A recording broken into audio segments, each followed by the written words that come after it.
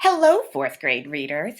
Today we will continue using reading strategies to read and understand the second half of Volcanoes.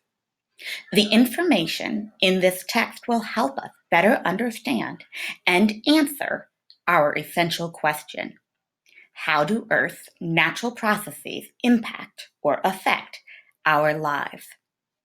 When we were last together, we summarized the first half of the text. Instead of rereading the first half of the text, I'm going to read over that summary to remind myself of what I previously read. I thought I had my notes there.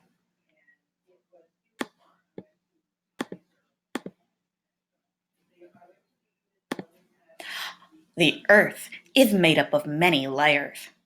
A volcanic eruption occurs when heat and pressure melt solid rock into magma in the outer core.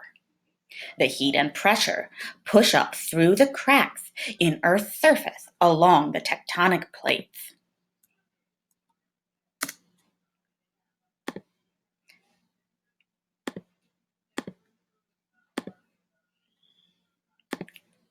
As plates float, they can collide and create different landforms, such as volcanoes, and water forms such as lakes. There are three types of volcanoes: dormant, extinct, and active. Most active volcanoes can be found on the edge of the Pacific Plate.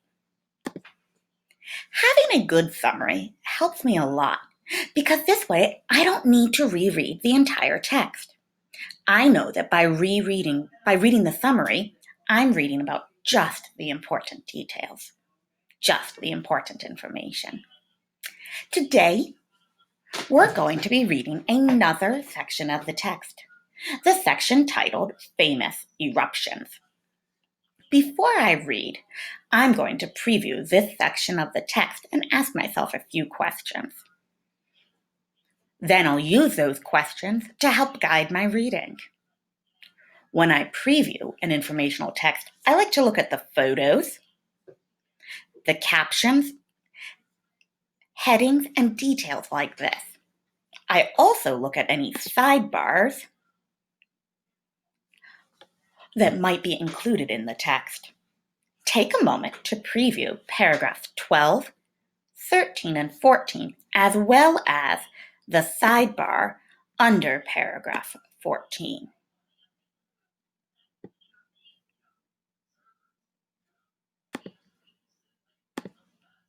I have a few questions that I think could be important.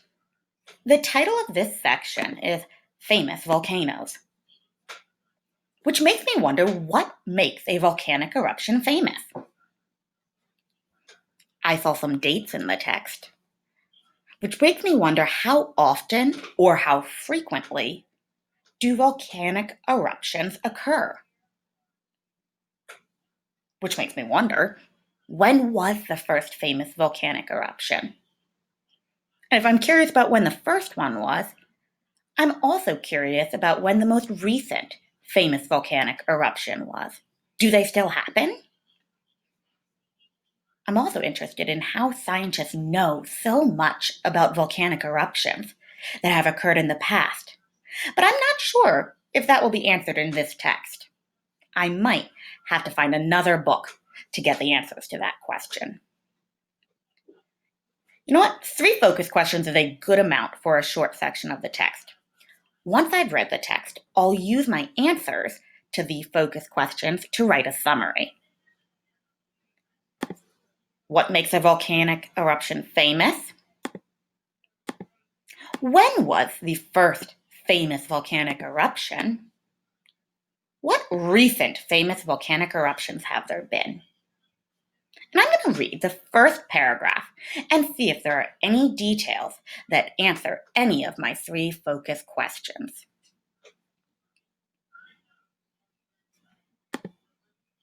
Famous volcanoes can be found on land and along famous eruptions. The most famous volcanic eruption in history occurred at Mount Vesuvius in Italy In 79 CE, Pompeii and 2 neighboring towns were wiped out within just a few hours. As many as 16,000 people are believed to have died as their homes were buried under layers of rock and ash. The eruption sealed the region as if in a time capsule for more than 1,700 years. It wasn't until the 18th century that archaeologists uncovered the lost cities again. They found people and their pets preserved in white, ashy casts. Also preserved were the remains of homes, fountains, and a theater. Even the fresco paintings decorating some walls were preserved. We have learned much more about this ancient time from uncovering Pompeii than we have from other cities that aged normally. The first sentence of this section begins with the most famous volcanic eruption in history. Once I read this part of the sentence, I inferred that the rest of the paragraph was going to have information about famous volcanoes from the past, because history is the study of the past. And I was right. The rest of the paragraph describes the eruption of Mount Vesuvius in 79 CE. When the volcano erupted, it was very unexpected and killed many people and destroyed nearby cities. This single paragraph gives me information that helps to answer 2 of my questions. One of the first famous volcanic eruptions was the eruption of Mount Vesuvius in 79 CE, and that some of the characteristics of famous volcanic eruptions include how many people are injured and how much destruction is caused.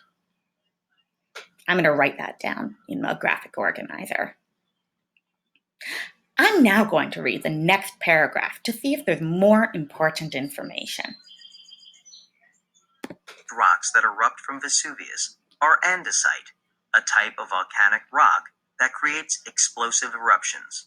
This makes Vesuvius an especially dangerous and unpredictable volcano.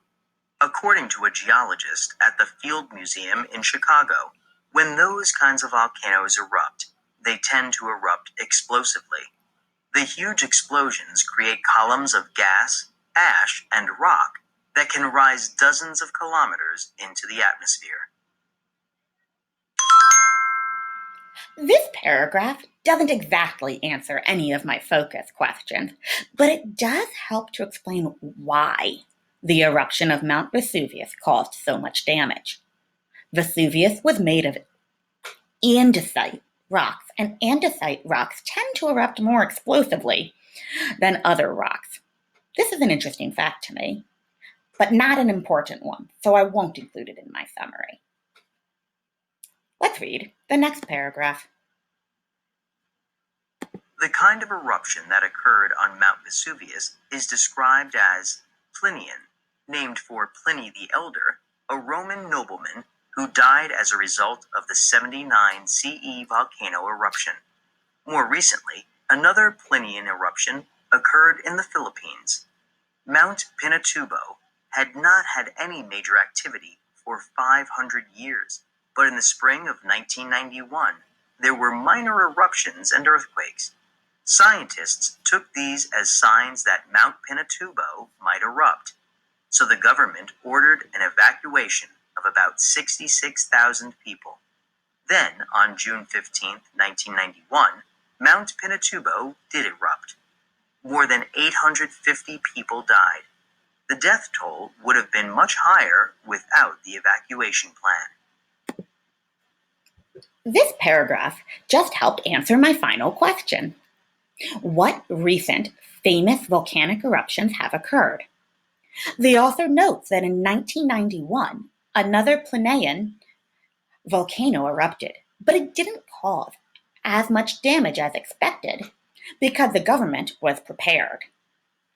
This provides some interesting contrast between the first famous volcanic eruption, where many people died, and the 1991 eruption, where only 850 people died. If I wanted, I could easily compare and contrast Mount Vesuvius and Mount Pinatubo. I'm not done yet, because I need to read the sidebar. Plinian eruptions.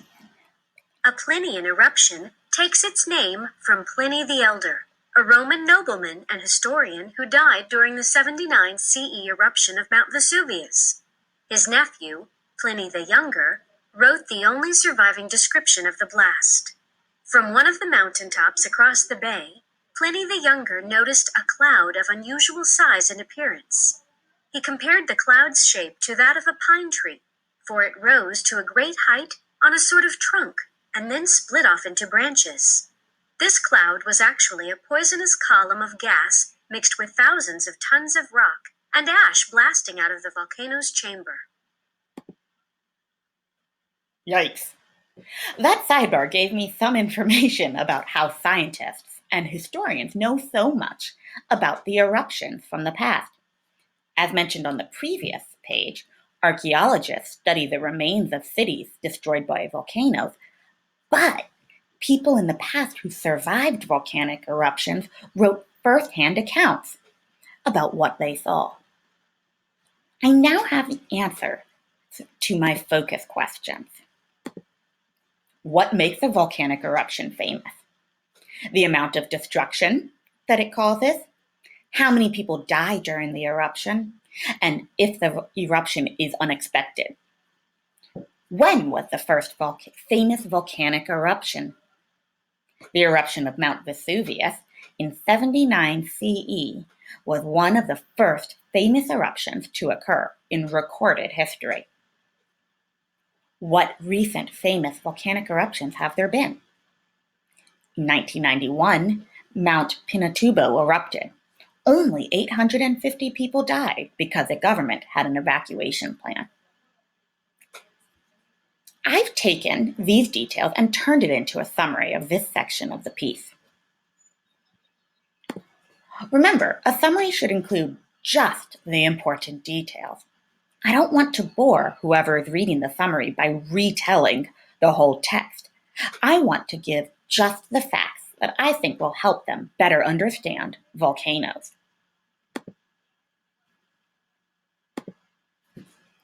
In the distant and recent past, major volcanic eruptions have killed many people and destroyed whole towns.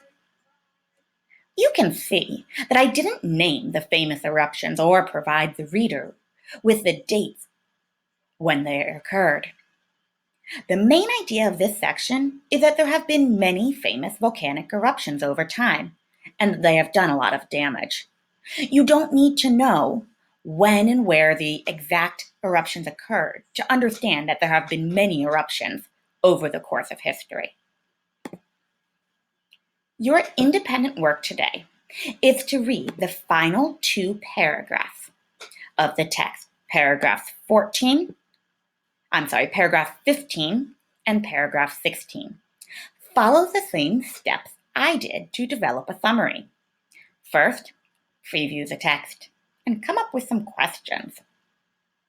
Then, pick some of the more important questions to guide your reading. Next, read the text and make notes. Once you've done that, you can summarize just the most important information in the text. Use the focus questions provided for you in your MyMCPS account to help guide your reading and summary writing. Feel free to include another focus question if you think it's important. Once you have completed the focus questions and your summary, submit the assignment. If you would prefer to handwrite your notes and summary, you may. Please bring your completed work to your Zoom meeting on Thursday to show your teacher. Take care and stay safe, fourth grade friends.